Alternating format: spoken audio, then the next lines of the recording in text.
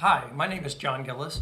I'm one of the elders here at Fremont. I'm so excited to be with you today as we continue our Bible reading plan in the book of John. When Margie and I were first married, we decided we wanted to get a dog. So we went down to the pound and we found this wonderful dog who was really a mutt. He was a black lab and a chow mix. He was black through and through, even his tongue.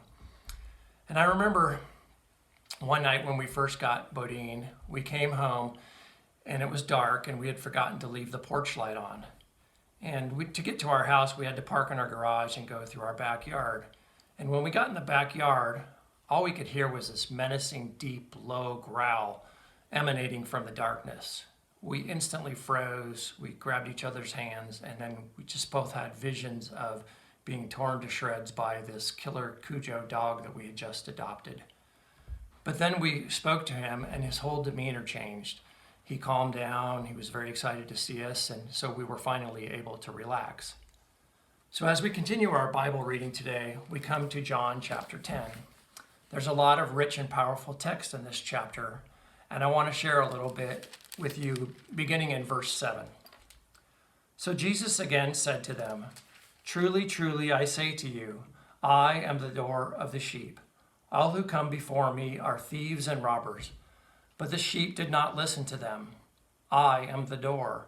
If anyone enters by me, he will be saved, and will go in and out and find pasture. The thief comes only to steal and kill and destroy. I came that they may have life and have it abundantly." And here in verse 11, we have one of Jesus' great I am statements. I am the good shepherd. The good shepherd lays down his life for the sheep. He who is a hired hand and not a shepherd, who does not own the sheep, sees the wolf coming and leaves the sheep and flees, and the wolf snatches them and scatters them. He flees because he is a hired hand and cares nothing for the sheep. I am the good shepherd. I know my own, and my own know me. Just as the Father knows me, and I know the Father, and I lay down my life for the sheep.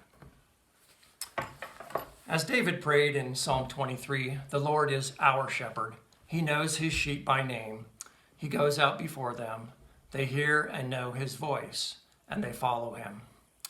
Again in verse 11, he says, the good shepherd lays down his life for his sheep.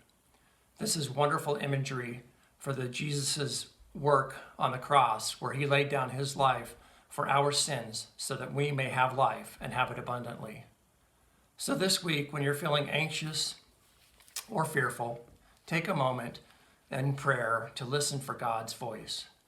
You see, the bottom line was Bodine was really just afraid. Once he heard our voices, he knew us and he was at peace. So my prayer for you today is that you will hear God's voice and that it will bring you peace.